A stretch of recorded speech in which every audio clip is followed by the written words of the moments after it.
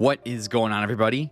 Welcome back to Guiding Keys, the story of Kingdom Hearts, presented by the Unlockables podcast. As always, I am your host. My name is Eric. I'd like to thank you so much for tuning in, wherever, whenever, in time and space you may be located. It means a lot to me that you're going to drop by and check out what is going on in the world of video games. In the case of this series, what is going on in the world of Kingdom Hearts. I have been your friendly guide through the incredible world and story that is Kingdom Hearts, and through the wonderful mind of series creator and director Tetsuya Nomura. We are getting into part 3 of Kingdom Hearts 3 today, and we are going to be continuing our adventure through the Disney worlds. If you remember, in the last episode, in part 2, we began our adventure through the Disney worlds, and I remember saying at the top of last episode that we were going to get through all the Disney worlds, and then when I got through about halfway through my notes for the Disney worlds, I realized that this episode was going to be way too long because we still had 4 worlds to go, and all the stuff that happens in between all the Disney worlds to cover. So I made a last second audible at the end of last episode to split the Disney worlds into 2 parts, similar to how I did for Kingdom Hearts 2. And Kingdom Hearts 3 is now looking like it'll be almost as long or maybe even longer than Kingdom Hearts 2, as it probably should be, because it has a lot of moving the storyline along to wrap up all these different plot points that have been started and kind of developed, especially over the last couple of games, being Dream Drop Distance and the mobile game, has kind of introduced a lot more complex plot threads into the game, as opposed to, Kingdom Hearts 3 just coming off of Birth by Sleep and what those games set up. So we're going to be covering the Disney worlds today and finishing that out and getting to a point where we can conclude the story in part 4. I want you guys to bear with me a little bit today. I'm feeling not sick, but I feel like my allergies are in overdrive. They've been kicking my butt all day today. Spent a lot of time outside, and my nose is just like stuffy, and my throat feels a little bit congested. So just bear with me. I'll make sure to drink enough water to make sure it doesn't sound like nails on a chalkboard, and we'll get through this. So before we move on to the Disney worlds proper, let me just kind of recap the things that we went through in the last part, the first couple of Disney worlds. We actually started off in Twilight Town during the last episode. We kind of caught up with Hayner, Pence, and Olette, did some stuff there, and it was really there that Sora decided, while he was looking for the power of waking, that he was going to think of a way to return Roxas to this world. He might as well kill 2 birds with 1 stone, find a way to get Roxas's heart out of him and make him be his own person, because he's one of the people that Sora wants to save. So that trip to Twilight Town kind of kicked off that little mini arc of the story as they're trying to figure out a way to rescue Roxas. And after that, we went to 2 Disney worlds. We went to the Kingdom of Corona, which is the movie Tangled, and we adventured with our good friends Rapunzel and Flynn Rider, who's actually named Eugene, and went through basically the story of the kingdom of Rapunzel in that world. We met a former but also current member of Organization 13 in Marluxia, who was originally in charge of Castle Oblivion, who was the main antagonist for Kingdom Hearts Chain of Memories. But of course, Sora did not remember him because of the events of Chain of Memories, and Marluxia reveals to Sora that Rapunzel is one of the new 7 princesses of Heart, and that the organization is looking for the new princesses in case our heroes can't gather the 7 guardians in time to clash with the 13 darknesses. That is really what's going on here. So that was really the important Kingdom Hearts thing to take away from Kingdom of Corona and the Tangled portion of that story. We then went to the Toy Box, which was the Toy Story world, met up with Woody and Buzz, and we discovered in this world the organization member that was antagonizing us in this world was young Xehanort, and he kind of mentioned that he pulled this world apart and kind of made a double copy of it, kind of how the situation was in Dream Drop Distance, kind of in Traverse Town, and those worlds kind of having like 2 sides to the story. He pulled apart the world and made a copy, trapped Woody, Buzz, and their friends there, and the rest in the other world. And he was experimenting with how toys come to have hearts, how inanimate objects come to have hearts, as this would be useful to him and the organization in getting their last member, their 13th member, or filling out the rest of their ranks. That was kind of the idea. And Sora, Woody, and Buzz kind of handily shut down young Xehanort and kind of figure out what's going on there. And Sora leaves them on pretty good terms. Fantastic level, Toy Story Toy Box World. So that was kind of the young Xehanort thing that was happening there. We get some parts with Riku and Mickey in here. They're still in the Radiant Garden. They are on the path of Aqua's footsteps to try and find Terra, and also kind of working with Ienzo to kind of find out what's going on. And this is where Riku kind of brings up one of the things that he remembers from Chain of Memories that Sora doesn't, which is the replica program. And the replica program is related to Vexen, or Evan, one of the recompleted organization members. And he and Ienzo and them kind of figure out that, you know, the replicas are these lifelike dolls that you can put hearts into and they become real people. So Vexen going missing is kind of concerning because they all kind of surmise that, oh, the organization could use replicas to catch the hearts traveling from everywhere in time to kind of fill out their ranks. And that's an aspect of time travel we haven't really touched on that actually will come into play during the second half of the mobile game story. Those are kind of the plot threads that were revealed to us. The organization is doing things with like the 7 Princesses of Heart. Young Xehanort's trying to figure out like connections between like hearts and inanimate objects, how those inanimate objects came to have hearts. And then this thing with the replicas is kind of going on in the background of our Disney adventures. And we see Vexen meet up with the new Organization 13. He says he doesn't care about being human again. He'll give up his humanity as long as he can continue his research. So we were kind of right on the money with that plot point there. The organization seems like they're going to be using replicas to kind of fill out their ranks here and catch everybody's hearts that are like traveling from all over these different points in time. So with that out of the way, let's dive into our first Disney World after coming off that organization cutscene, after coming off of the Toy Box level, and that is, of course, going to be the World of Monsters, Inc., which is simply known as Monstropolis.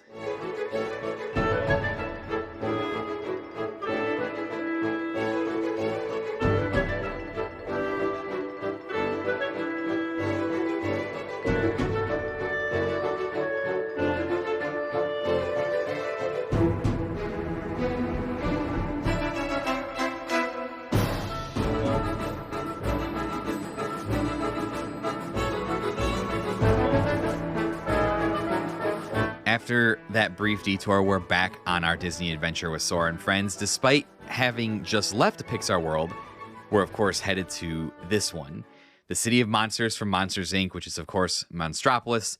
The gang finds themselves in front of the famous factory Monsters, Inc., sporting brand new monster forms to help them blend in. Again, really, really awesome forms for Sora, Donald, and Goofy, who look like monsters in this world. Actually, on my Funko wall to the right of me here, I have a couple of the Kingdom Hearts Funko Pops from the Monsters, Inc. world. There was like 2 editions. There's like an orange one that was like flocked, and then there was like a regular one that was flocked. It was, which is like, makes them kind of furry. Furry Funko Pops, kind of scary to think about, but I digress. The forms in this world are really super cool.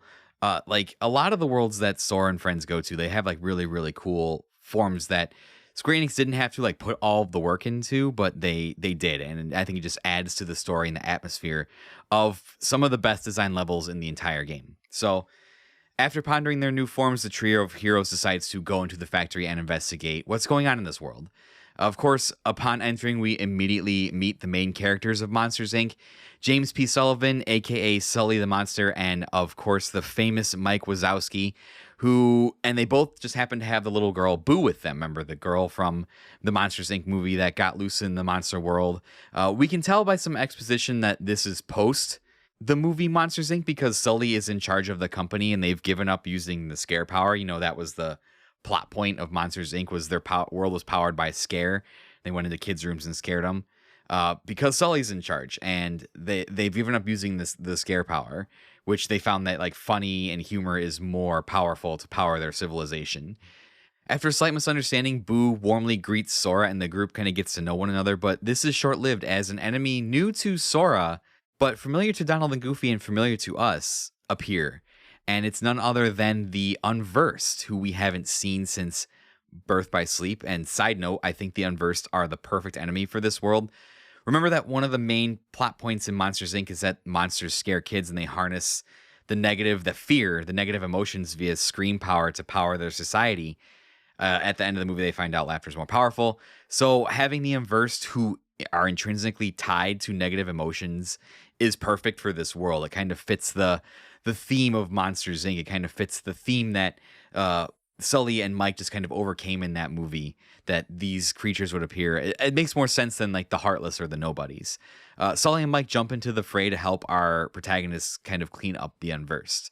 After the fight, Donald and Goofy rack their brains and they remember that they are called the Unversed, considering how both of them were around for the events of Birth by Sleep.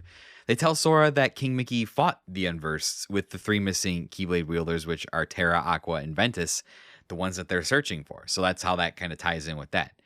After the ensuing events, Mike and Sully decide that it's time to end Boo's visit early and send her home. Sora agrees to help them in case the Unversed show back up. So they head to the scare floor to send her back, and Sully gives Sora the rundown on how they used to use scare power to provide energy, but thanks to Boo's help, they figured out that laughter is way more powerful. Upon reaching the scare floor, they discover an unpleasant surprise as the Unversed are just wreaking havoc in the area, and Mike spots Boo's door being sent back to the warehouse. So they take some time, they clear out the Unversed, and after clearing them all out, Mike calls more doors to the scare floor, and they hitch a ride on the doors as they return via the factory's rail system to storage to see if they can find Boo's door. Utilizing the rails and Boo's laughter to power doors to jump between, they make significant progress until they think they found Boo's door, a white door with pink flowers on it. But upon entering it, us, the player, we see that Monsters Inc. antagonist Randall was actually camouflaged against the door, making it seem like Boo's door with like the flowers and stuff. And with a sinister grin, he opens the door and pursues the gang, then confronts Mike and Sully, letting them know his plan to take over the company and utilize negative emotions to get what he wants, keying our heroes into the fact that he's clearly working with the Unversed. After taunting Sora to his face about working with the Unversed, he vanishes and tells them on the loudspeaker that he's basically taken over the entire factory. More determined than ever, Sully leads them into the factory to find Boo's door and defeat Randall. They manage to escape the power portion of the factory after they overload like a steel door.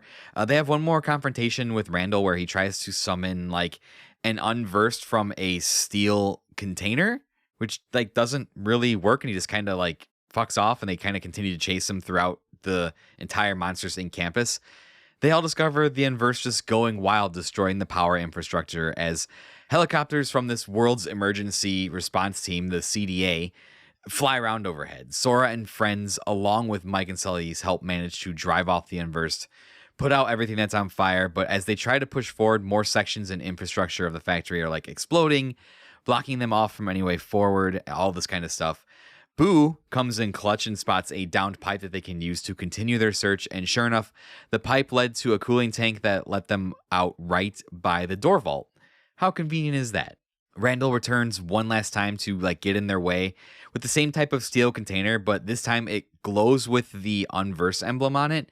The package begins to secrete like this slime and ooze that comes out of it, and it forms into this boss called the Lump of Horror, a massive entity of goo and ooze that sports some of like the metal components of its container, like on its arms and on its form as like armor. This is another fantastic boss fight that, again, takes advantage of Kingdom Hearts 3's larger level design and combat system to give us a fight that feels like flashy and huge. Out of all the bosses in all the Disney worlds, I think this one gave me the most trouble, even though I think it's a great fight. I just couldn't really wrap my mind around what was going on in the fight, and the Lump of Horror seems to not take as much damage as some of the other bosses that I've encountered. I don't know if that's like just my fault, I was under leveled or wasn't prepared efficiently. I just found this one more difficult. Sora and friends defeat the Lump of Horror Unversed boss monster. They manage to corner Randall and send him through the door that they tossed him into at the end of the movie once again. But rather than destroy it, Sora uses his Keyblade to lock the door so it can never be used again. Which, again, kind of clever thing with Sora's Keyblade there. It's kind of lost that thing that was like a big deal about it in Kingdom Hearts 1, where it was like it can unlock literally any door, to just kind of being like a mystical sword weapon. So I'm really glad it was used in that capacity to kind of end this world. They manage to locate Boo's door and are just about to put her back when her door and a bunch of others start moving inexplicably towards the scare floor. The doors reach the scare floor and dock at their stations, and as Sora dismounts, he comes face to face with a hooded figure. the one that is responsible for all things unversed, as the theme for Vanitas begins to play ominously in the background as he slowly approaches.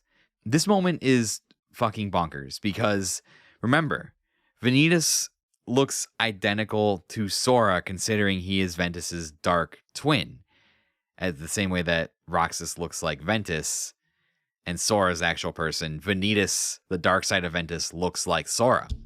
This isn't their first meeting, however. They had a very brief meeting in Dream Drop Distance when Sora was in the Hunchback of Notre Dame world, and I'll insert their cutscene here because I love this cutscene where it's like Haley Joel Osment acting against himself, where he gets to be good boy Sora and just evil Vanitas, and it's just such a cool scene with that dichotomy.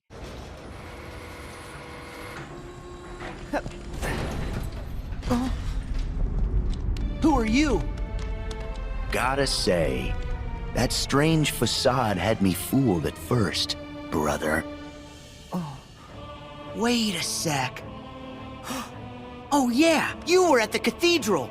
And hey, who are you to call anyone strange? Say, do we know this guy? We haven't ever met in the flesh. I am Vanitas.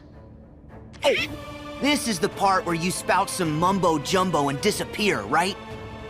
This whole world was powered by Scream. They converted the screams of human children into energy. And this very company was what made it all happen.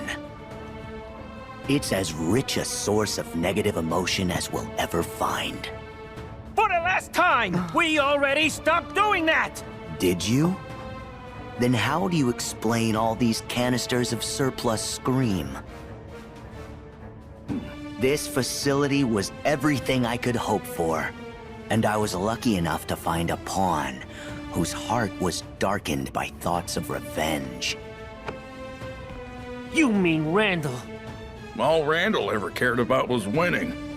And this guy took advantage of that weakness. My heart is made of just one thing, and the Unversed collected enough screams and sadness from those children to reconstruct it. Yeah, and the whole time they were trashing our company in the process! But even with all this negative emotion, my heart is still incomplete. I need something else.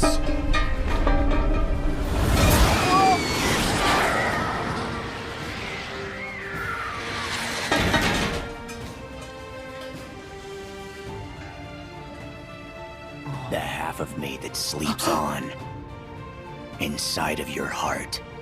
Vanitas! Ventus. What a strange place to slither off to. You insignificant speck. What are you talking about? Oh, you wouldn't remember. When you were little, you formed a special bond with a boy named Ventus who joined with your heart. Is he saying that one of the missing Keyblade wielders is inside Sora's heart? How is that possible? Now, you will return Ventus to me.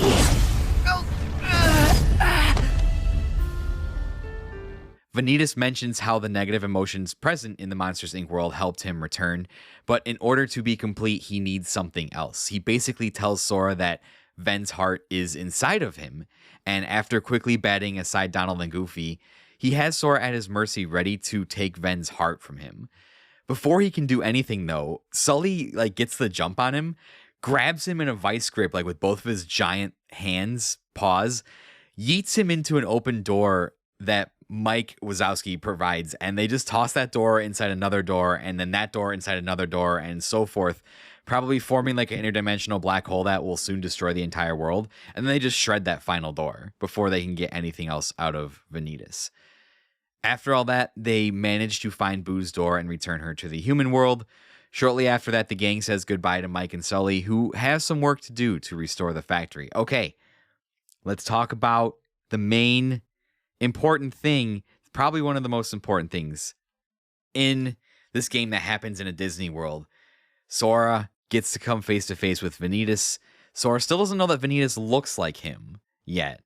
So that reveal hasn't happened. But Vanitas finally tells Sora what we've known for basically like 7 or 8 years now since Birth by Sleep, that one of the hearts inside of him is Ven's heart.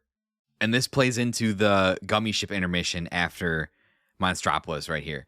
Back on the gummy ship with Sora, Donald, and Goofy, and Sora's starting to feel a bit frustrated upon learning that Ven's heart now resides within him, and that he seems to be the key to returning so many people back to the realm of light. Despite that, though, they still know that Aqua is the key to helping Ven, and again, Sora knows this. He makes a rash declaration that he wants to go to the realm of darkness. Donald and Goofy manage to talk him out of it, mentioning that neither Riku or the king would tell him how to get there, so that he can focus on his own mission. They're still trying to keep Sora on the path of finishing his own mission, despite the fact that Sora wants to make an impulsive decision and just go and do something now because he doesn't feel like he's making any progress. Sora's pretty disappointed. He grabs the gummy phone and is about to contact them anyways when it rings in his hand. He excitedly answers it, but is disappointed to see that only Ienzo is on the other line. Ienzo has an update on everything he's been working on. He tells Sora that even though Evan is still missing, they've managed to find some of his research notes about replicas, and that they're beginning to investigate that lead. Ienzo also tells Sora that he has deciphered more of Ansem's code that was recovered, and found a particularly interesting passage about Sora. Ansem notes that when he was working to wake Sora up in the events of Chain of Memories, he discovered the presence of other distinct hearts inside of Sora's. Not only are there hearts there, but also the memories are there as well, but they've been largely siloed off from one another by Sora's own heart. Ansem the Wise surmised that if the hearts and memories could be reconnected and provided with a suitable vessel, they could all be restored and be people again.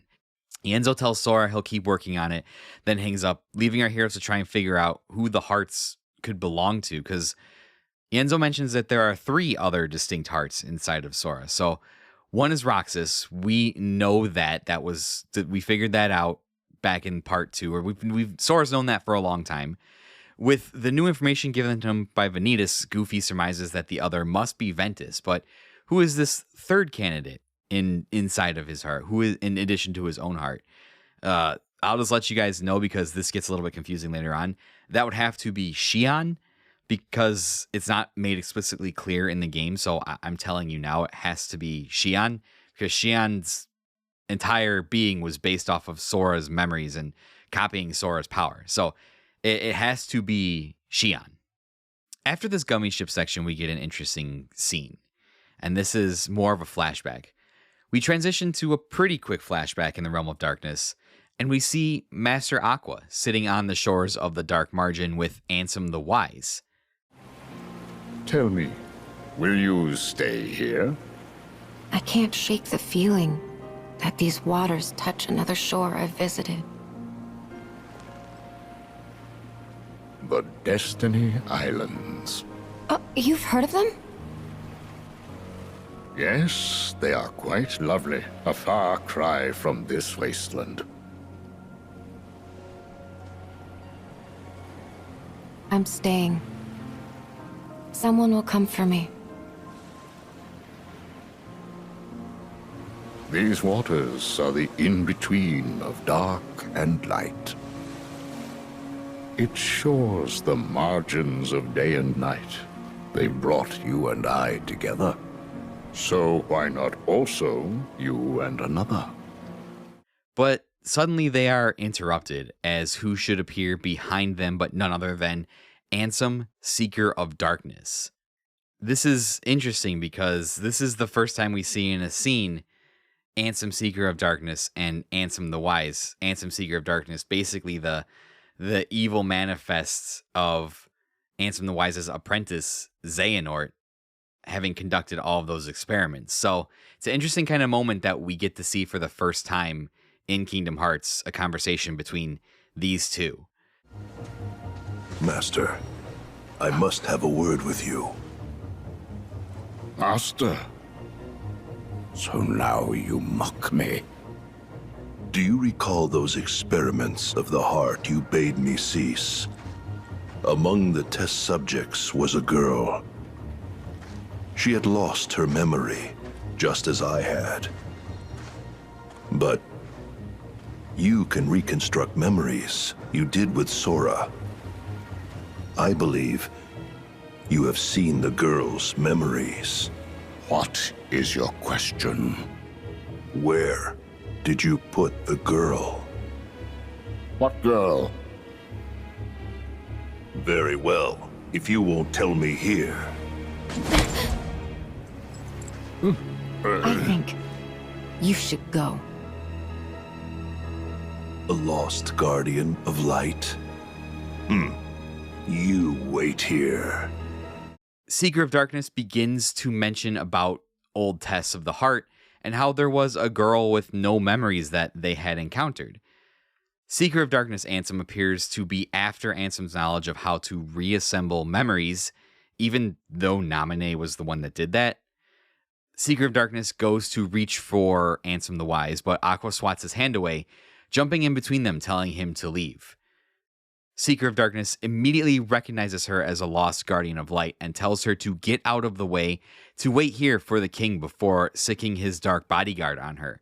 Aqua attempts to fight back but is quickly overpowered and blasted into the waters of the Dark Margin as Ansem the Wise agrees to go with Ansem Seeker of Darkness willingly.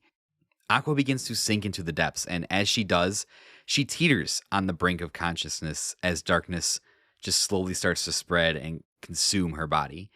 So we have to surmise that this takes place after Aqua's adventures in 0.2, but before Riku and Mickey go back into the Dark Realm to try and find her. This is why when Riku and Mickey get to the Dark Margin in part 1 or part 2, whenever we get to that, they can't find her. And that's why Mickey says his connection to her ends at the Dark Margin, that she's in an even deeper abyss, because Ansem Seeker of Darkness literally blasted her into a deeper abyss, and now it seems like she's just completely lost to the darkness. But that's all that becomes of that flashback. And there's some interesting things here as Ansem Seeker of Darkness starts to allude to Ansem the Wise's old tests, a girl with no memories that they had encountered. Why do they want this girl? Who is this girl with no memories? And we're not really sure. The only girl we remember from that time is, remember, Aqua met a young Kairi back in Radiant Garden when her adventures took her there. So that's the only thing I could remember. I didn't remember this scene as I was watching him and writing him down. So we'll have to see what becomes of this plot point as it goes on, because I don't know why he'd be looking for a girl with no memories unless there was something related to Xion going on here and Xion being one of their vessels, but I'm not entirely sure. We'll have to see how that plot point wraps itself up. We're back to another Gummy Ship intermission. We rejoin Sora, Donald, and Goofy on the Gummy Ship as they get a call from Chip and Dale. Chip and Dale communicate to them that the wizard Merlin is looking for them in regards to some book. He left to have a cup of tea without saying where, though, and Goofy uses his omnipotent powers to guess that where he would be, and that's just the bistro in Twilight Town, because there's nowhere else you'd go in the entire Kingdom Hearts universe to have a cup of tea. This is basically just an excuse to shoehorn Winnie the Pooh levels back into the game and back into the story. It's a world with a bunch of mini games. There's not really anything plot relevant that happens there. I don't really need to go through it. I'm not going to touch on it in terms of its relevance to the plot, because it doesn't really have any relevance to the plot. So we're just going to move on from there and move on to our next main Disney world.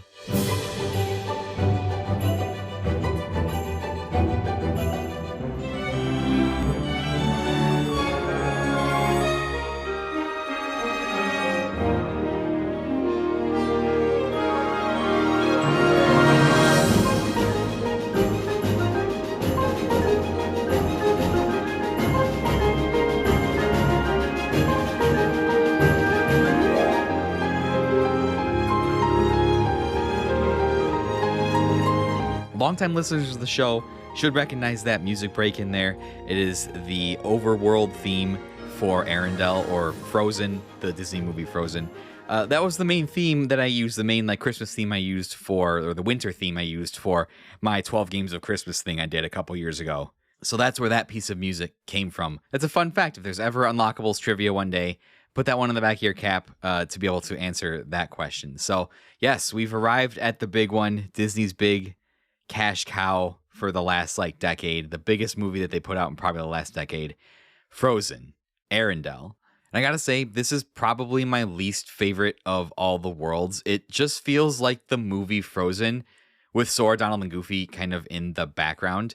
The three heroes immediately dispatch some Heartless upon arriving, with Sora quipping about how cold it is because he's an island guy, when they see none other than Queen Elsa running across the freezing lake up into the mountains.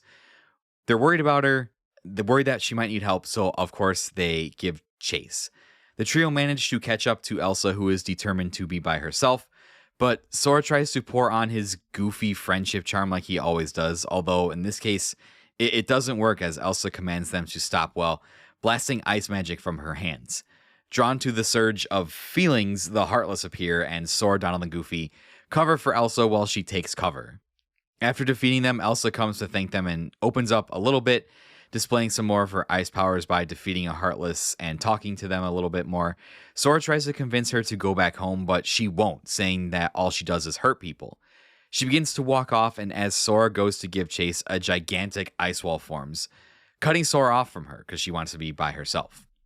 Of course, we can't allow for any single moment of downtime in any of those scenes. Who else should appear to bother us but another member of the organization, telling Sora to give it a rest and leave Elsa to the organization? It's none other than Larxene, one of the original members of the organization, the one who plotted with Marluxia at Castle Oblivion to overthrow the organization. But again, as similar to Marluxia when we met him, that was the only time Sora has ever seen Larxene, and those memories he had of Castle Oblivion are now gone.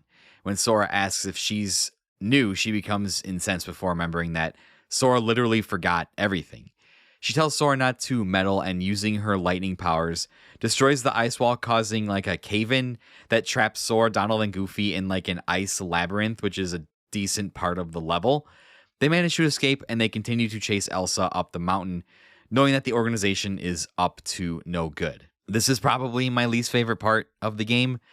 After they catch up with her, we are treated to Frozen's most popular song that they had to shoehorn into the game, of course, because it was a cultural phenomenon, as the entire Let It Go sequence from the movie is recreated in Kingdom Hearts 3. The only minor differences being that every once in a while, the camera will like cut back to Sora, Donald, and Goofy, and it's kind of hilarious because it's like they're spying on her while she's singing this, what is supposed to be a powerful song, as Elsa comes into her own and uses her powers to create her ice palace.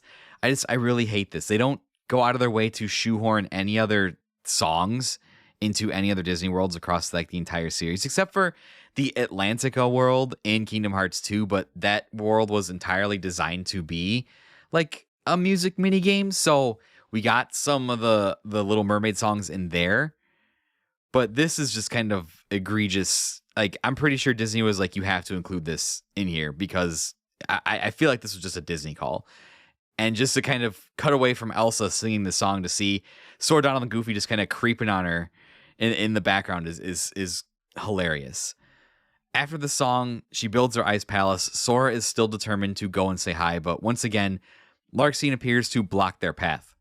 Sora is like tired of the organization showing up. He asks Larxene what is going on, and Larxene admits that Elsa may be one of the new Seven Hearts, a new princess of Heart, and the organization, as we know, has a vested interest in finding all of those in case the Guardians fail.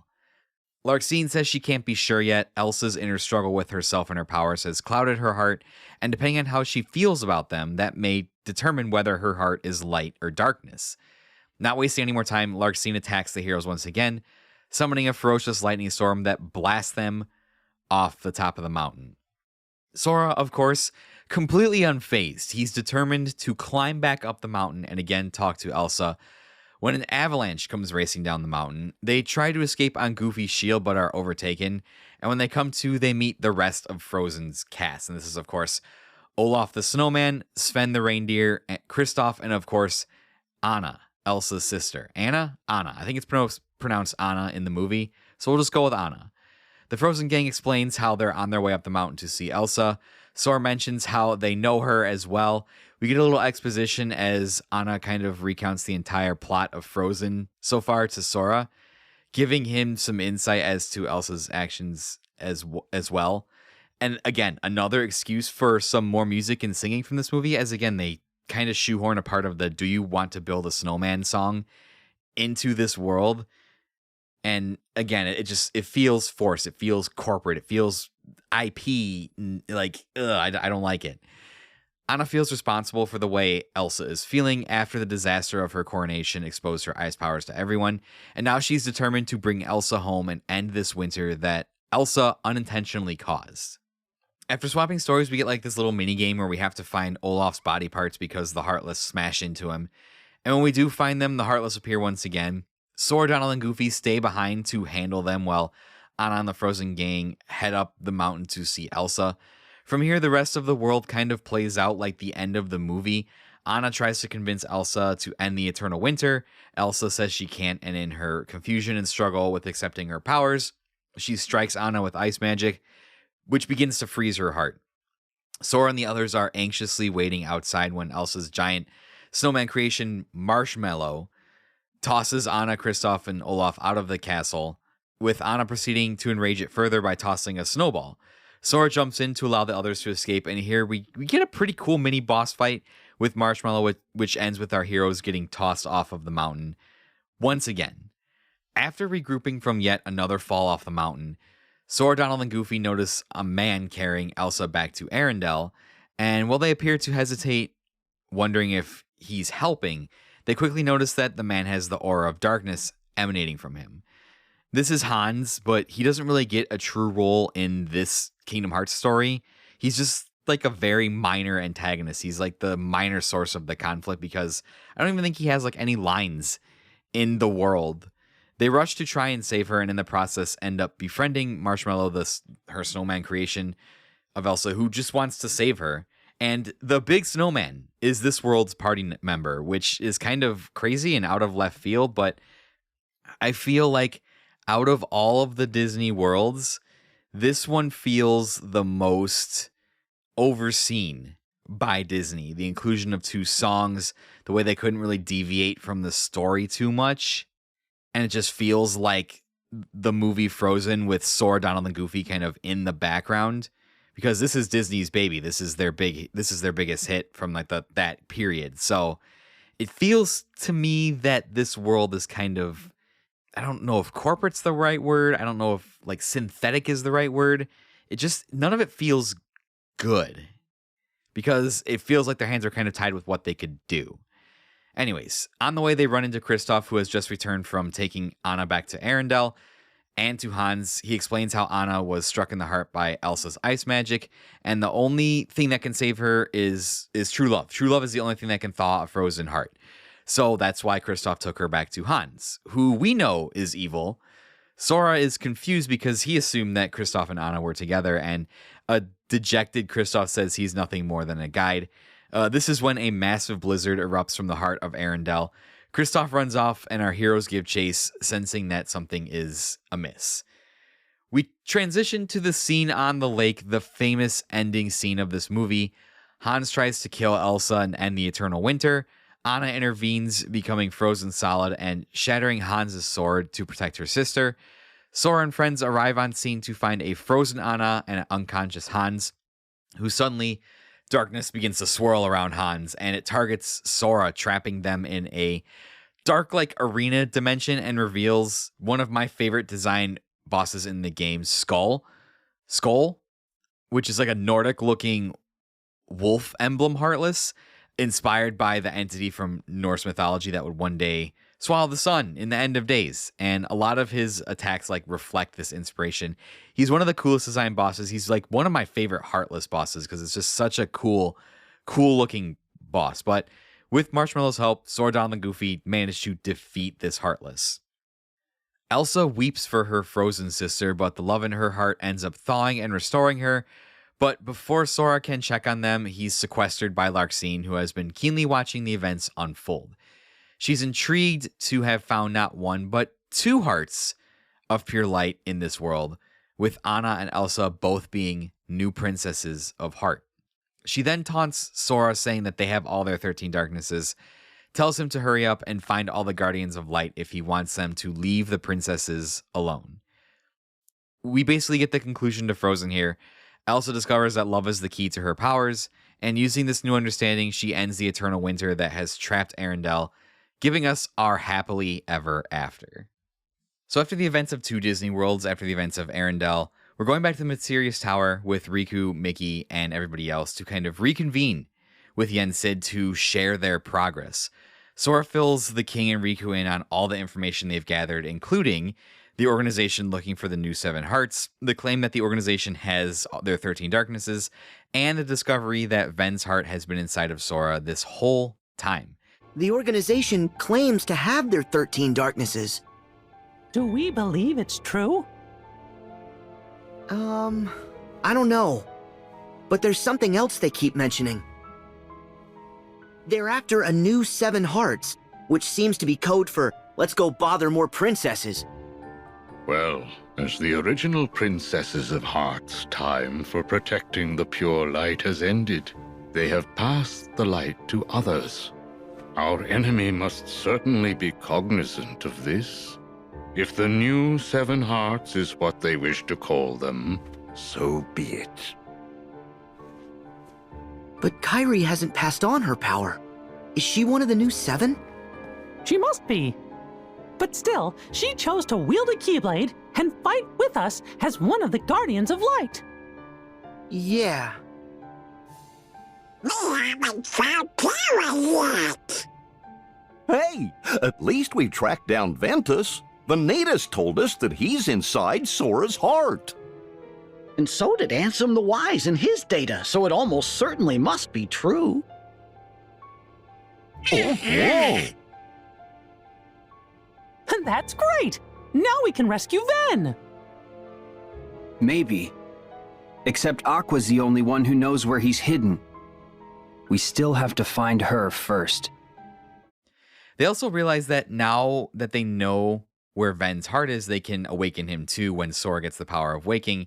The problem still remains of having to locate Aqua first, as she is the only one who knows where Ven is hidden. Perhaps spurred on by Ven's heart inside of him, Sora defiantly claims that he will go and rescue Aqua, again, saying that he wants to go to the Realm of Darkness, although he is very quickly chastised by Yen Sid, who tells him it's pointless to go without the power of waking. Riku encourages his friend to continue his path and to obtain the power of waking, and Sora reluctantly agrees only after telling Riku and Mickey not to try anything too dangerous. We transition to another scene, and this time it's another organization moment. After leaving our heroes at the Mysterious Tower, we get a very interesting discussion featuring some of the original members of Organization 13, starting off with Marluxia and Larxene, the original plotters of the organization coup, featured in the plot of Chain of Memories. Larxene jokes with Marluxia, asking him if he wants to pull another coup, when who else but Demyx should show back up. Timid little Demyx with his water sitar. I don't know why he's back in this game, but Demyx gives us a little insight into the organization, saying that he had effectively been brought back, but he's been benched since Vexen and his replicas had shown up, meaning Xehanort seems to be plotting to use replicas to place portions of his essence into, or at least to bring people back. And this pushes Demyx outside of the 13, even though he's like back. So they can just have more than 13. Like, what is the point of just having more than 13? I really just think this was an excuse to bring all these characters that everybody liked back. Luxord and Xemnas also show up, with Xemnas giving us even more insight to the original organization. The first 6 members of the original organization were all apprentices to Ansem the Wise, and the 7th and 8th members joined thereafter. The 13th member was Roxas, a Keyblade wielder. So, what about you? How do you suppose I chose numbers 9 through 12? Because our hearts are uber powerful. Wrong. You have been brought together for another purpose. What? So that we can rot away on the bottom rung? Ugh. You're in too? What is this, organization rehash? I happen to play an important role. No one benched me. You were listening? So not cool. One must hold one's cards as long as necessary. What important role? That stupid box that Zigbar claims is real, but won't tell us a thing about? You'll just have to ask Zigbar that. Now then, Xemnas. What is this purpose? You didn't invite us back for old time's sake. You four are going to reveal your greatest secret. The ancient Keyblade legacy that slumbers within you. He mentions how the first 6 original members of Organization 13 were the apprentices of Ansem the Wise. Numbers 7 and 8, who were Syx and Axel, joined shortly after for reasons that we're not really sure of. And then Roxas, who was brought on as a Keyblade wielder, joined later. So he asks the 4 why they thought he, being Xemnas, included them in the organization. Luxord, Demyx, Marluxia, and Larxene don't have an answer for us. But Xemnas tells us something that is interesting, something that makes these characters actually matter now, because for the longest time, we haven't been sure why these particular members of the organization were here. They don't seem to have a tie to the original Ansem and his apprentices thing that Xemnas brought up. But Xemnas tells them the reason why they were brought back, the reason why they were originally included, and the reason why they are included now. It is because of their connection to the ancient Keyblade legacy. His words specifically. And that's a scene that has a lot more gravitas that we'll explore. That scene actually becomes more relevant after you hear part 2 of the mobile game story. So we'll get into that during that story.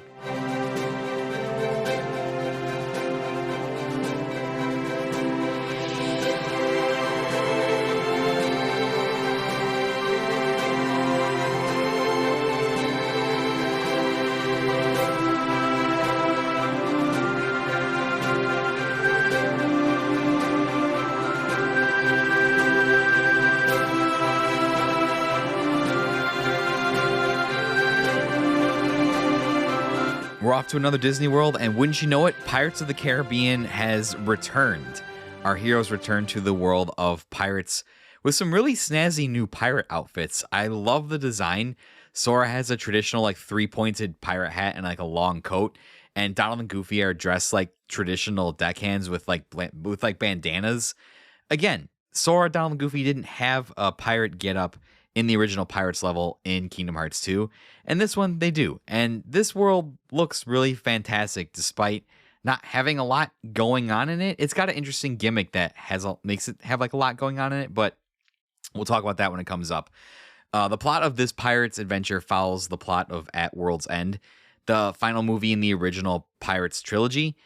The 3 find themselves on a vast ocean in the middle of the night. They're floating on a raft that pretty much immediately reaches the edge of the world and plummets over the edge, landing them in Davy Jones' locker. The plot of the movie happens largely in the background of our heroes running around and exploring the world. So I'll summarize the main points of what happens here, like I did with the other couple worlds, because this world's like the inverse of Frozen, where it's like it feels like Frozen, the movie, is happening with Sora, Donald, and Goofy in the background. This world feels like Sora, Donald, and Goofy are running around doing a bunch of crazy shit, and then the movie of At World's End is just happening in the background where they're off like running around doing stuff. Sora and the gang find Jack in Davy Jones' locker and help him reclaim the Black Pearl, which they use to rescue the rest of the Pirates gang, Will, Elizabeth, Barbossa, who came to the locker to try and rescue Jack. Remember, because in the movie, they need Jack. He's one of the 8 pirate lords or something like that. You're really testing my memory of the Pirates of the Caribbean movie here. Again, it's funny because these characters acknowledge Sora, Donald, and Goofy. After that, they're mostly just ignored as the plot of the movie plays out, so it's pretty funny. They explain to Jack the plot of the movie that's happening. Beckett is trying to take over the seas. He controls Davy Jones. The Pirate Brethren Court has been called to answer this problem. And here we get introduced to this world's main Mechanical gimmick. You get to sail a ship around the ocean, although this is just a brief tutorial. Of course, the organization is here as well, as they're trying to escape. Luxord and Vexen come into this world in order to look for the chest that contains Davy Jones' heart. Vexen is particularly interested in Jones' existence, as he thinks it could be a clue for helping him complete his perfected replica vessels. Luxord seems annoyed with Vexen, asking him to kindly stay out of the way while he handles things here and finds the box. Our heroes return to the living world by turning the ship over at sunset, only to be ambushed by an aerial heartless assault orchestrated by Luxord.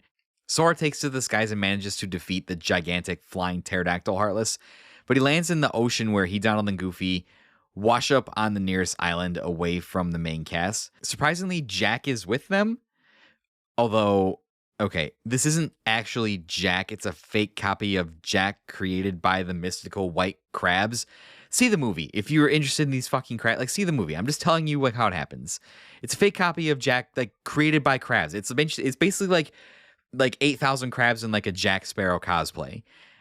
It's a convenient excuse to have Jack be able to take parts in the events of the movie and also be the Sora's party member here. That's really the only reason why they did it this way. This island solidifies all the unique mechanics present in the pirates' world. There's island exploration that is connected by underwater passageways. There's underwater exploration and underwater combat. They discover a ship hidden in a cove on the island that becomes Sora's ship for the duration of their adventures, and this is where naval combat and naval exploration take center stage. Once Sora has his ship, he's able to explore several small worlds and like archipelagos that are dotted throughout the pirates' world. So this aspect of the world is actually really cool, and this aspect of the world lends it to like the most exploration out of all of the worlds in this game, and probably any world in Kingdom Hearts in general.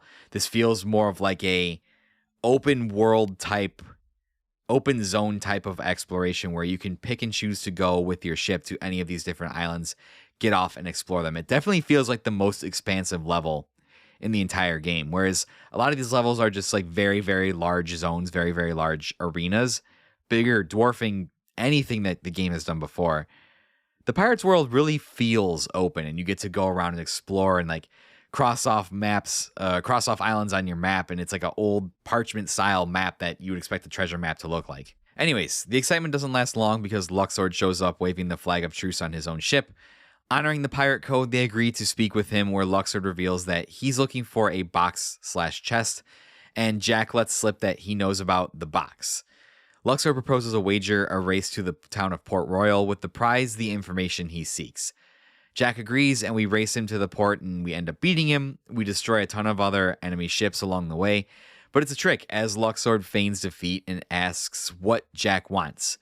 Jack lets slip the location of the box. When with this information in hand, Luxord takes his leave, but before they can give chase, they have to repair the ship, which was damaged in the race in the battle, which is done by finding, you guessed it, white crabs in Port Royal.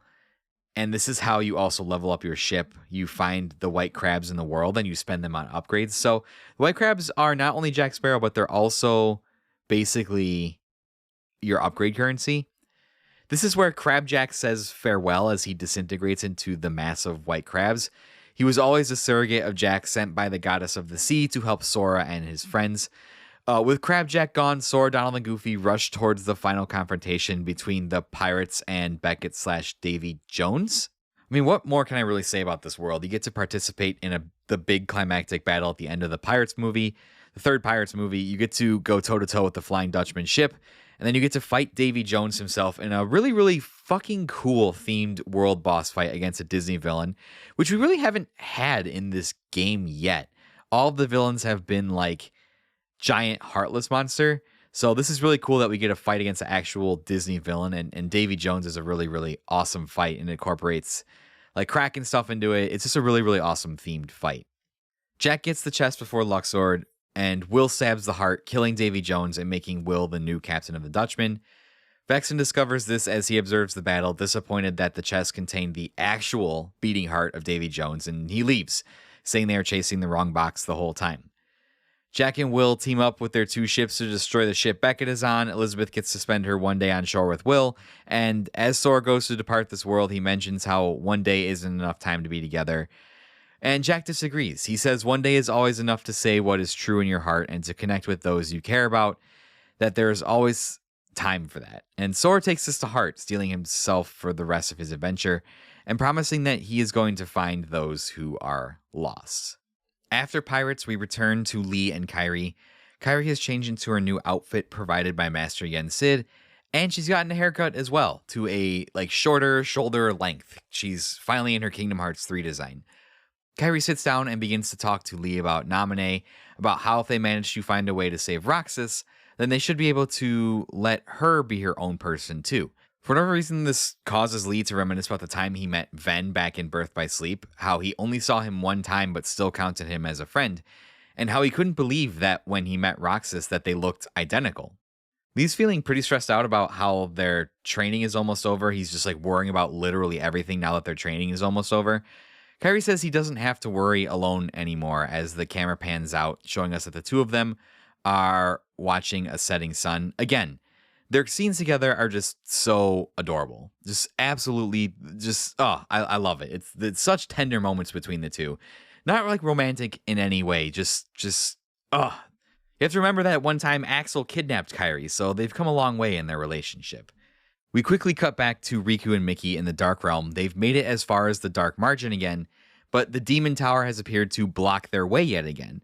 They aren't faring much better than the first time, with the swirling mass of Heartless knocking Riku out of the way, sending his Keyblade skittering across the shore. The Tower of Shadow Heartless then proceed to disappear into the ground, and when it reappears, it does so right under Mickey, swallowing him whole and sending his Keyblade flying. But forget about that. We're on to the next scene. That's where that scene ends. Oh no, Mickey's in trouble. Riku's in trouble. But we got other places to be right now, so we're moving on. We're going back to Twilight Town. And we transition to Twilight Town, where we see Ansem, Seeker of Darkness, has appeared out of a dark portal with Ansem the Wise, and they're both right outside the old mansion on the outskirts of town. They appear to be heading into the mansion when we see our friends Hayner, Pence, and Olette hiding on the outskirts. It appears they've been keeping an eye on the mansion, waiting for something to happen. They decide to observe the 2 Ansems, and I'm going to refer to them as Seeker and Wise whenever they're together because I don't feel like saying their whole names every single time. Seeker still seems to be searching for data on some girl that is connected to both he and Wise, and Seeker goes on to chastise Wise for what he did to Roxas and Naminé. Wise definitely feels remorseful for the way he treated both Roxas and Naminé, and declares that the only reason he still exists is to atone for what he did to them. Ansem continues to insist that he knows information about some girl that's really what he's after. Hayner, Pence, and Olette overhear this as they are hiding just outside the gate and get excited, deciding they have to intervene and save Wise from Seeker. The next sequence is hilarious. Pence jumps out from behind his hiding place to get Seeker's attention, and Ansem, Seeker of Darkness, is at this point very much annoyed that he is being interrupted by kids. When he turns to deal with Pence, Olette manages to rush in from her hiding spot, grabbing Ansem the Wise and urging him to run. Seeker notices this and turns to stop it, but then fucking Hayner jumps out from his hiding spot and proceeds to charge Seeker and fly towards him, doing a double foot drop kick. And it's hilarious to see Hayner try to kick the shit out of one of the aspects of Xehanort. It's hysterical. As you can imagine, this does not work, as Seeker summons his Heartless bodyguard, which proceeds to grab Hayner in one hand by the torso and then just chuck him towards the wall. Hayner's dead. What is he gonna do? He's being hurled at a high speed towards a brick wall, and he's just a regular dude fighting an aspect of Xehanort. Thank goodness Ex Machina saves the day. Before Hayner gets turned into a splatter on the brick wall, a Dusk Nobody comes out of nowhere to wrap itself around Hayner's body, absorbing the impact and landing Hayner safely on the ground. A bunch of Dusks then appear and surround Ansem, Seeker of Darkness, who seems annoyed at the treason by his nobody underlings. The Twilight Town trio uses this as their chance to escape with Ansem the Wise back to the safety of town. They get into the underground tunnels of Twilight Town, heading back in. They all get a chance to catch their breath, and Ansem the Wise correctly identifies them as Roxas's friends. Remember, he watched them in the digital world for how long Naminé was restoring Sora's memories. Before they get a chance to talk more, however, another organization cloaked individual approaches them in the tunnel. Pulling down their hood, it's none other than Vexen, flanked on either side by Dusk Nobodies. My dear master, you are safe. Who's there? Evan, is that you? So, those nobodies were your doing.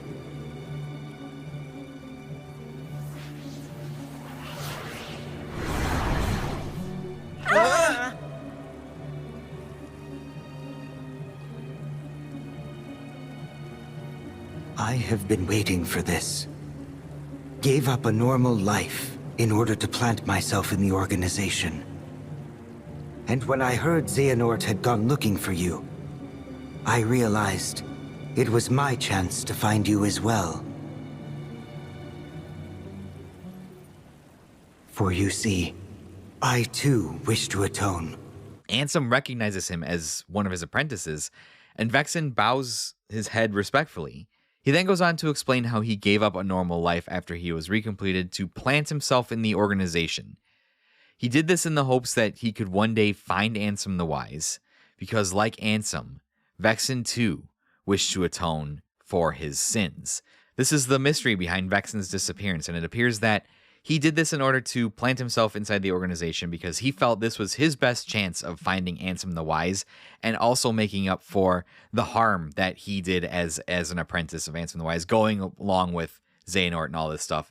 He wants to atone for this. So interesting now that we have an inside man inside Organization 13 who is going to be working with Ansem the Wise, who would assumingly be supporting our heroes in this endeavor to stop Xehanort.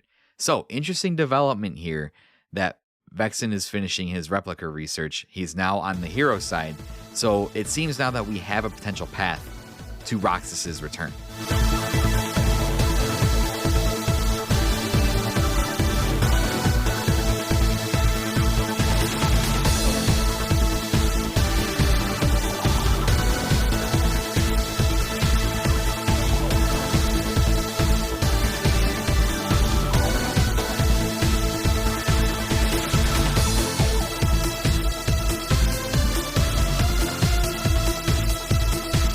This is getting a little long in the tooth for these Disney worlds, so I'll summarize the events of the Big Hero 6 world, and that will conclude our business in the Disney worlds.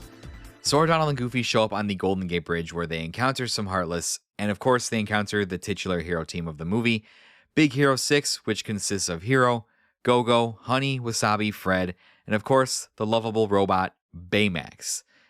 After meeting their new friends, they go back to Hero's garage. Sora briefs them on the threat of the Heartless, which Big Hero 6 were unable to defeat on their own.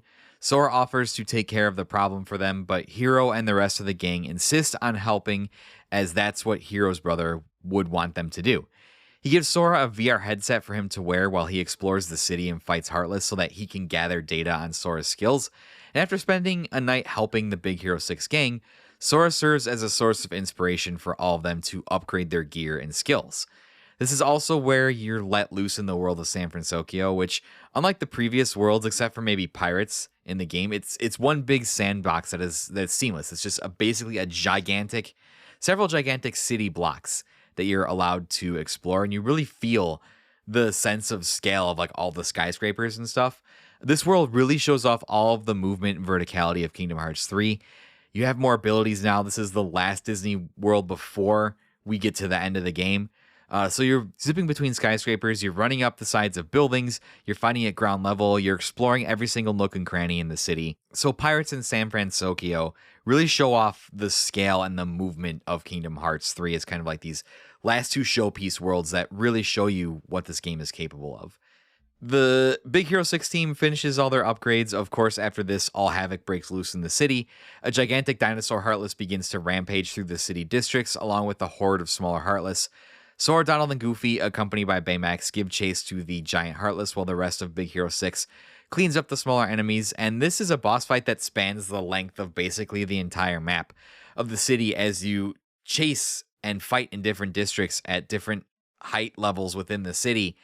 The gang manages to defeat all the threats, and they end the day with a celebration, gathering on top of the Golden Gate Bridge to watch the sunset. As Hiro shares the tragic backstory of his older brother, we get a brief flash where it isn't Big Hero 6 watching the sunset, but rather Roxas with his friends Hayner, Pence, and Olette. As they head back to return to Hiro's garage, they encounter a new foe, a swarm of vicious microbots that have returned from Hiro's past to haunt him. And who else should they be led by than the Organization 13 member that's been messing with this world, a figure that steps forward to confront our heroes. They draw back their hood, and it reveals the face of Riku. Riku? This version of Riku was the one who was possessed by Ansem back in Kingdom Hearts 1, technically making him an aspect of Xehanort. But again, this is confusing because, like, Ansem Seeker of Darkness is already here, so how did he also possess Riku in the past and bring him to the present? Possess Riku explains a little more about time travel, about how he left his heart behind to travel here, and when he got here, his heart was placed inside of a replica, meaning that the replica program was a success. The reason Riku is in this world is to see if they could recreate a heart from data, something that Sora and Yenzo are trying to do with Roxas. After fighting a few rounds with the microbots, Riku uses an old programming chip created by Hiro for Baymax, combining it with the microbots and a hint of darkness to create a dark Baymax. Sora teams up with the good Baymax for a showdown across the skies of San Francisco, which Sora and Baymax ultimately emerge triumphant. Hiro is able to recover the dark Baymax, meaning that at the end of this story, there are two Baymaxes. As the camera pans through the sky, and we see the title shot of the world, marking the end of our adventures here. And not only marking the end of our adventures here, but marking the end of our adventures in the Disney worlds.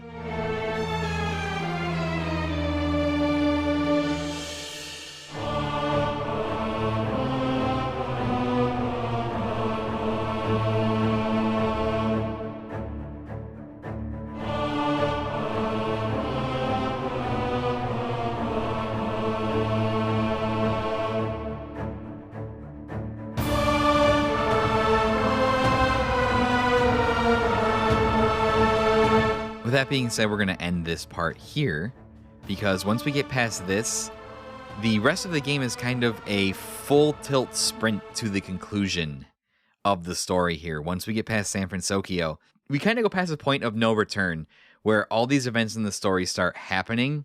We're basically hurtling towards the conclusion. So I think this is the perfect place to end this episode here. We've covered the rest of the Disney worlds. As you can see, a lot of the stuff is just me describing what happens in these Disney worlds. There are some Kingdom Hearts things that happen here. So throughout all of these worlds, we get organization members that are like meddling and trying to accomplish their own goals inside these Disney worlds. I think that's a cool aspect, and I think it kind of works, although all these people just kind of like exposit and talk down to Sora, and nothing ever really happens with these plot points. It would be a lot cooler if we got to fight some of these organization members in these Disney worlds, because as I alluded to you, we're heading into the final stretch of the game here, and we have yet to fight any organization members at all. And they've been popping up and showing up everywhere, which I guess you can already kind of surmise that the final conclusion is going to be fighting all of Organization 13. But again, we're in the back half of this game. Sora does not have the power of waking yet. We have not rescued any of the people that we've set out to rescue yet, which is Terra, Aqua, Ven, or Roxas, Xion. None of these people. We haven't rescued anybody. The entire middle chunk of this game is made up by the Disney worlds. Part of my frustration with this is that nothing really happens in them, right? And I know a lot of the Kingdom Hearts story stuff happens at the end and in cutscenes between Disney World. That's kind of how the series has always worked. But we are in the conclusion of the series here. There's a lot of ground to cover, and with new story elements that were added in Dream Drop Distance and that were continued to be added in the mobile game as it was going on, this game has a lot to answer for, and it just feels like the minimal amount of Kingdom Hearts stuff was put into the Disney worlds to tie them into the Disney worlds. Again, I don't want to make accusations that I'm not 100% confident on.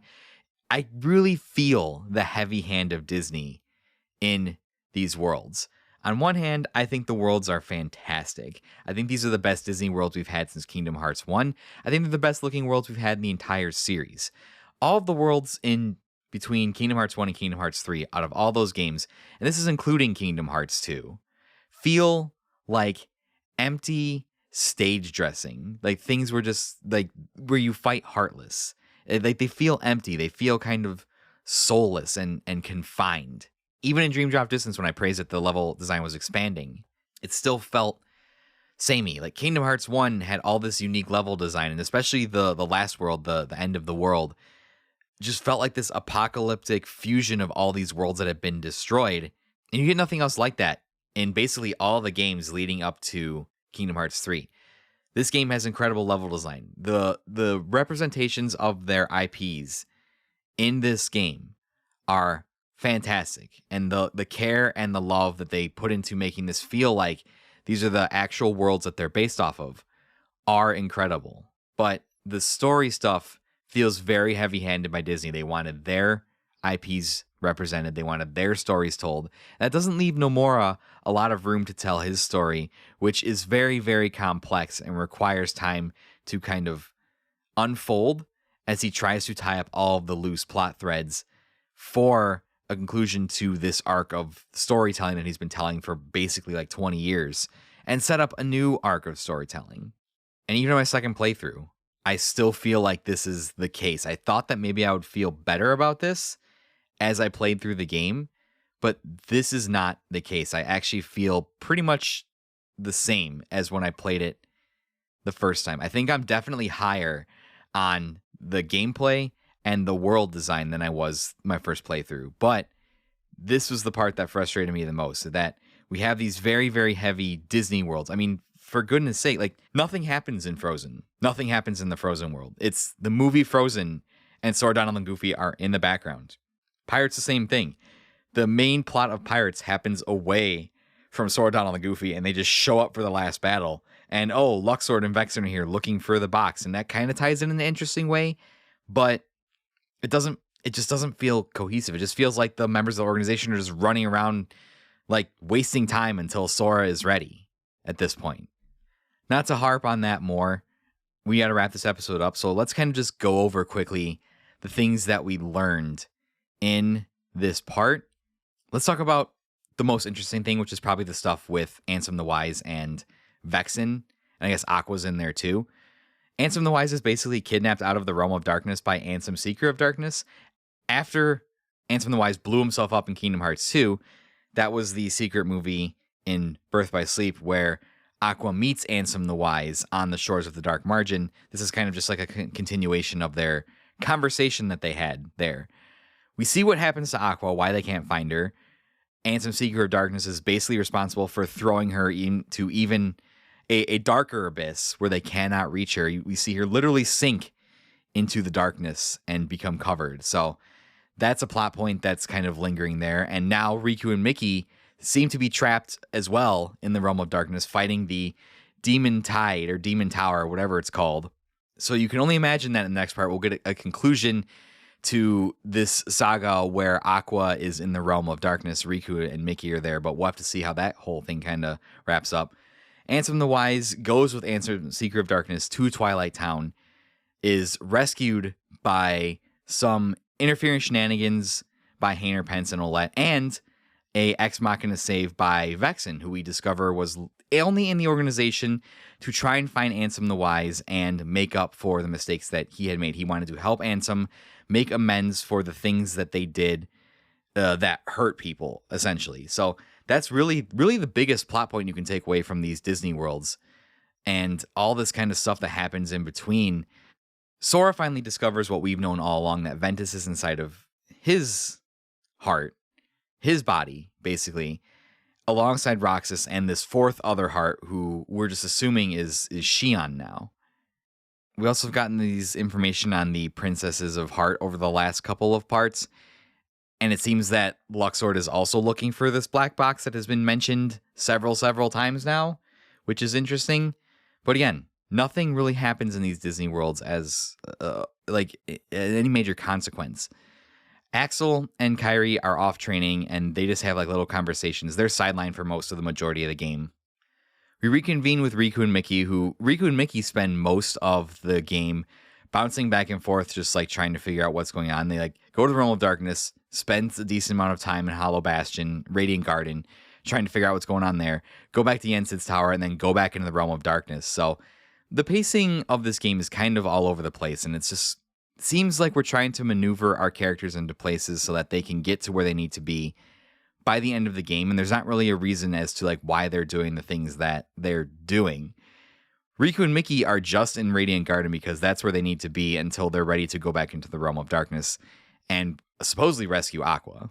And it makes it hard to kind of tie all these things together when it just feels like we're moving pieces on a board to where they need to be in order to serve the conclusion of the story.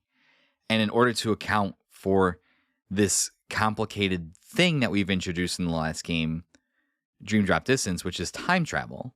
Because time travel basically invalidates everything that we've done so far and just has it so that these popular characters can be around for the final confrontation. And it almost feels like all these characters are like trying to justify why they are here in this game. And it just feels very, I don't know. It most of the time I can make the Disney stuff and the Kingdom Hearts stuff mesh. This time it's really, really difficult. And I think I'm starting to understand why this game, I don't want to say it's a bad game, but I'm beginning to understand why I think this was a disappointing entry in the series for a lot of people, at least based on the narrative. Because as a fan, to see all these cool fan things happening, that Xemnas is back and young Xehanort's back and all these organization members that we've defeated are back. They feel like they're trying to justify their existence here. And having them all just be back, having them all just be like, we time traveled from the past and we're hearts and we went into replicas and now we are here because the fans really like us. It's hard to take that positively because in all the games up to Dream Drop Distance, all these characters had really good arcs. And the stories were really good, especially in the original trilogy, which I call Kingdom Hearts 1, Chain of Memories, and Kingdom Hearts 2. That miniseries, if you just silo those games off and look at the story and how that game ends, is some of the best storytelling that Square Enix has ever done. And it's fantastic. It's a fantastic trilogy, even though Chain of Memories is kind of weird. Even Birth by Sleep and 358 Days and Recoded, which 358 and Recoded get a lot of flack sometimes for not being like the best games. Birth by Sleep is by far the best of that trilogy. Give us some like really good stories that don't necessarily break what's happening or what's already been established in the canon. In 358 Days, like it's cool that they tell us that story. And sure, it adds a little bit of wrinkle with Shion in there. But it basically takes this span of time that Nomura built into the story, this year that Sora was basically out of commission, and is able to put Roxas' story in there so we learn a little bit more about him and the history of him in the organization. I think that's an important story to flesh out for people that really like Roxas' character. And even Recoded, which is a little weird, has a couple of interesting things that happen in it. But it's really when we get to Dream Drop Distance and this whole thing with like the sleeping worlds happen, and then this time travel thing happens where Xehanort can just pull different aspects of himself throughout time. It really kind of unmakes all of that story progress that had been made in the prior 6-7 games that had come before. Like, I think if you look at the first two primary antagonists of the series, Ansem, Seeker of Darkness, and Xemnas, both of them are kind of cool characters. I mean, let's look at Ansem, Seeker of Darkness in Kingdom Hearts 1. He is this fallen researcher that meddled in the essence of a heart and what the essence of a heart is. And he ran all these experiments that were like the thought of like a fallen researcher who, with the help of his assistants, like runs these really messed up experiments on people and their hearts and like the very essence of like what you as a person are, to like extract this darkness and create this heartless plague that like starts destroying worlds. That's a really, really interesting concept for a villain, for an antagonist. And it kind of ties in these themes of how far should you push things in the name of science. And Ansem Secret of Darkness is like a really compelling villain in that regard. And then if you look at Xemnas in Kingdom Hearts 2, Kingdom Hearts 2 has a lot of these themes of the nobodies, right? These left behind husks, that their hearts were removed from their bodies when they became heartless. And they're these people that don't have hearts and they can't feel. And they just want to be able to feel and be people again.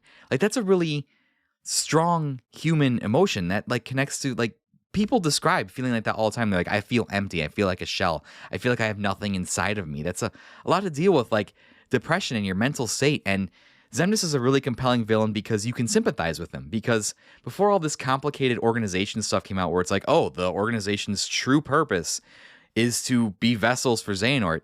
The story in Kingdom Hearts 2 was the organization's purpose just wanted to form Kingdom Hearts so that they could get their hearts back and they could feel again. And like all of Ansem's scenes in Kingdom Hearts 2 are kind of have this melancholy undertone to where it's like, oh, this guy is like really cunning and dangerous, but you sympathize with him because he wants to be able to feel. And he's always like pretending to have feelings and pretending to have emotions to like manipulate people and get his way. All of that great storytelling for all these great villains is just undone when this time travel thing gets introduced to it. And now all these villains are like running around and like Marluxia's back and Larxena's back and Luxord's back. All these guys that we defeated in games past are now back, and we're trying to like justify their existence. Xigbar's the only person alongside Master Xehanort whose existence I kind of can like tolerate being back, because something happens with Xigbar that is interesting, because Xigbar is different than the other members of the organization. He's been around and known Master Xehanort the longest, even before Master Xehanort was split into Ansem and Xemnas. So he's the only one that I can kind of justify being like, oh, okay, like it makes sense that he would be back because he's been around for like this whole thing. But all these other people coming back, and in this game, it feels like they're justifying their existence, just undoes so much of the storytelling and so much of the, and so many of the issues I think I have with the way this story plays out in the end happens in these Disney worlds, where I feel like it's this big Disney kind of circle jerk extravaganza, like, look how great our properties are, and then these organization members are in there and be like, oh, look, the organization members are in there. You really like them, don't you? I don't know. I'm starting to rant, and I don't want to, because we're not at the end of the story. And the end of the story closes itself off in a really fucking cool way. It's so hype. It gives so many fan moments, but it doesn't do enough to band-aid over the fact that these issues are present. And I don't think this is Kingdom Hearts' fault. I feel like this is really the fault of Dream Drop Distance and the mobile games that added all this complicated shit in. And now Kingdom Hearts 3 has to answer for all this stuff that was added in the 10-year wait that we had for Kingdom Hearts 3. And Kingdom Hearts 3 unfairly has to answer for all of these things while trying to please a much more corporatized, much more profit-driven and efficiency-driven Disney in the 2010s. That's why it's hard for me to sit here and tie in all these plot threads together, because it just doesn't feel... It was easier to do up until Dream Drop Distance, because these plot threads felt like they were kind of naturally extending, and even the stuff in Birth by Sleep where it's like, oh, this happened before Kingdom Hearts 1, and kind of changes the perspective. There's enough stuff that happens in the series that makes those puzzle pieces fit into place. And it really feels like now we're at the point where we're really trying to jam these puzzle pieces into place to make this story make sense. And I think these Disney worlds are evident of it right here. And you can hear me tripping over my words because this rant was unexpected, and I was not expecting this to come out now. But as I was sitting here trying to wrap it all up and realizing that only really Disney stuff happens in these worlds, and really all the other events are like these characters just like running around to different places and like expositing stuff until we get to the final confrontation. But all that stuff has happened. We're at the end of San Francisco. That's where I ended it. I'm not taking it any further, like I said, intentionally, because the next event kicks off a series of events that just catapults us to the end of the game. I mean, it's basically a game in 3 acts. The introduction, the Disney worlds, and the conclusion. Once we get past the Disney worlds, there's nothing holding us back anymore. We've met our contractual obligation to Walt Disney. It's time to just hurdle towards the end of the game, which is like another 5 to 7 hours of just insane trying to tie up literally everything from the last 20 years that we've set up until now. And the game still has a lot to answer for. And we'll see if the game can answer for that stuff in part 4 and when we tie up everything in part 5. But for now, we're going to end this episode here. We finished our adventures in the Disney worlds, and we're going to wrap up the game next time. In part 4, we will finally have our showdown with Organization 13 and with Master Xehanort. It's finally time to end so many years of storytelling and set up Kingdom Hearts 4. I cannot wait, because even though I spent the last 10 minutes bitching about my complaints, the end of this game is hype as fuck, and I'm so excited to share it with you guys. But until then, if you want to catch up with everything that's going on in Guiding Keys and the Unlockables, be sure to check out linktr.ee/Unlockables podcast. All the links for all the social medias are there. The Discord, all the episodes on Spotify, all that good stuff. I have a playlist with all the episode of Guiding Keys in it. Also, be sure to check out the newly returned Unlockables Patreon. You can go to patreon.com/Unlockables and support the show there for only $3. That is the only tier, is a $3 tier, and gets you access to literally everything extra I do on Patreon. Right now, the only extra things in terms of content are just vlogs. I'm doing some video vlogs to get better at like video editing and stuff like that, talking in front of a camera. So you can check out some of the video vlogs that have been uploaded there. And we do a game of the month every year. And we do a game of the month every month. So at the end of every month, we will have a week-long poll, and it will be like 4 games. You can vote on which game will be the Unlockables Discord game of the month. We will play that game throughout the month that it's voted on the next month, and we will do an episode on it on the end of that month. And it'll be a cool way to get people in the Discord server to be on episodes of the Unlockables and talk about games if they want to do that. So that's something that's brand new, up and running. The show is officially back. It's been a lot of fun.